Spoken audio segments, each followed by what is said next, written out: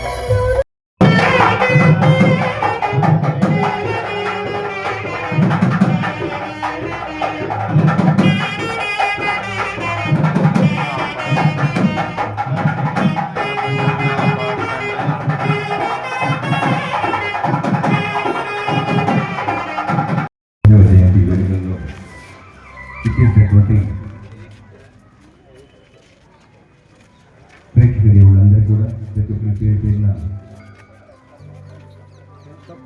మా సైదా పుస్తకాలు అంటున్నా పుస్తకంగా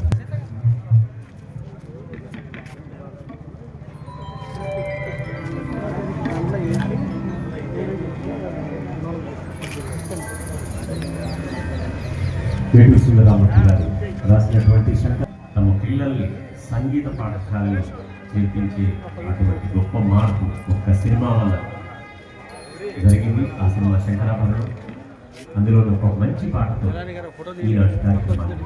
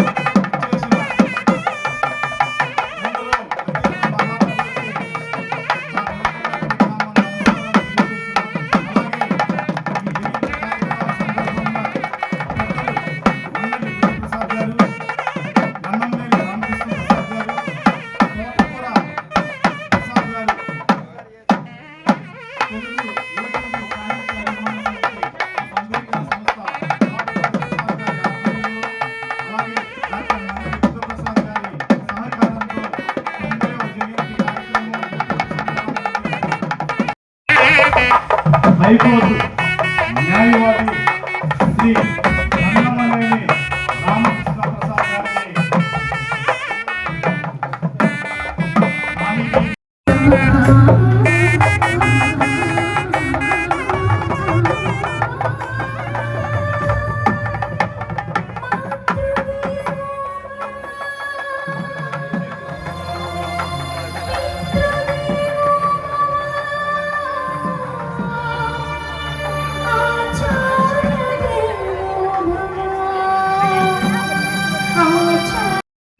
సంగీత సాహిత్య వసంతోత్సవాల పేరిట కార్యక్రమాలు చేసేవారట ఏనాడు.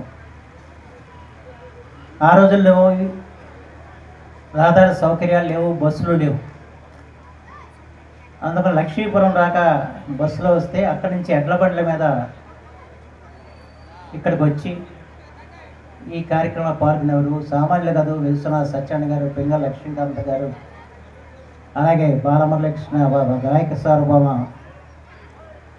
పార్పుడు రామకృష్ణ, ఇలాంటి వారందరూ పెద్ద పెద్ద ఆ రోజుల్లో ఎవరైతే దిగ్ధంతులు ఉన్నారో వారందరూ కూడా పెదకలేపల్లి వచ్చి ఇక్కడ ప్రదర్శనలు ఇచ్చారు. ఇక్కడ వారి సాహిత్య ఉపన్యాసాలు జరిగాయి.